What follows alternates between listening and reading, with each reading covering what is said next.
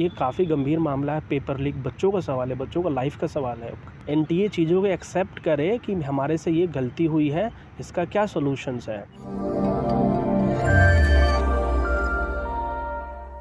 अब ये जो नीट का एग्ज़ाम है, इसको ना कई पॉइंट ऑफ व्यू से देखा जा रहा है, ठीक है। अब मैं बता रहा हूँ इसका डिटेल थोड़ा। इसमें ऑलमोस्ट 25 लाख बच्चों ने एग्ज़ाम दिया है।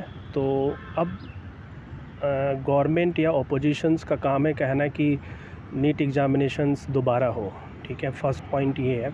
सेकंड पॉइंट हम ये लेके चलते हैं कि नीट एग्ज़ामिनेशंस में अब गवर्नमेंट की प्रॉब्लम ये है कि अगर 25 लाख, ठीक है, अगर 25 लाख बच्चों का री एग्ज़ामिनेशंस होते हैं तो वहाँ पे कहीं ना कहीं गवर्नमेंट एक प्रॉब्लम है वहाँ पे कि कैसे 25 लाख एग्ज़ामिनेशंस दोबारा हो, ठीक है। अब यहाँ पे प्रॉब्लम पहले हमें सोचना है कि प्रॉब्लम स्टार्ट कहाँ से हुआ। देखिए, नीट जो एग्ज़ामिनेशंस होता है वो एनटीए कराती है, national testing agency, right.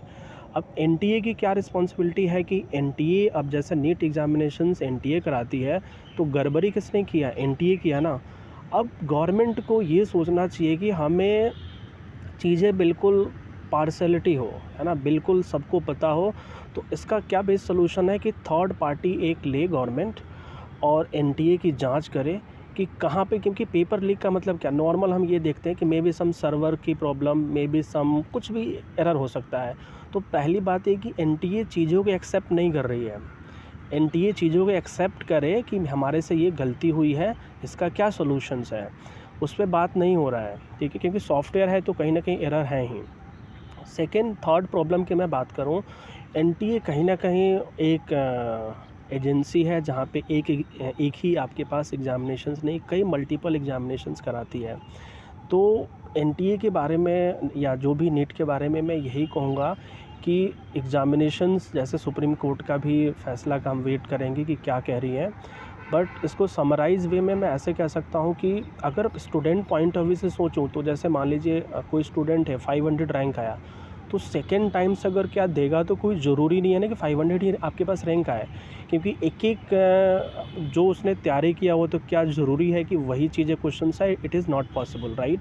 So what is the alternative solution for that? Alternative यही है कि हमें सुप्रीम कोर्ट का वेट करना चाहिए और उसके जो भी गाइडलाइंस है, वो जो भी कहती है वो उसको गवर्नमेंट को अप्लाई करना चाहिए।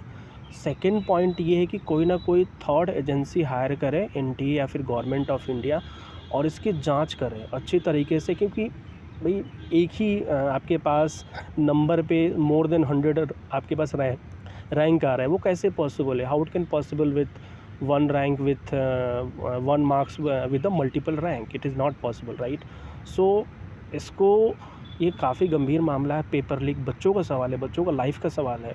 कितने बच्चों ने सुसाइड किया हुआ है कि आपके पास अगर दोबारा एग्ज़ाम होगा तो ये बिल्कुल काफ़ी गंभीर मामला आपके पास मामला स्टार्ट हो गया है, और इसको गवर्नमेंट को थोड़ा पॉजिटिव वे से लेना चाहिए, बच्चों को पॉइंट ऑफ व्यू से सोचना चाहिए।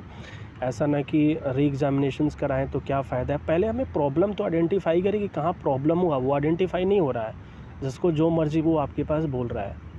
तो प्रॉब्लम आइडेंटिफाई करे, आपके पास पब्लिक में रिपोर्ट लाए कि इस कारण हमारे पास एग्ज़ामिनेशंस रद्द हुआ या फिर जो भी प्रॉब्लम हुई, ठीक है। तो इसको इतना ही कहूँगा मैं, और बाकी सुप्रीम कोर्ट का वेट करते हैं, फिर देखते हैं क्या होता है।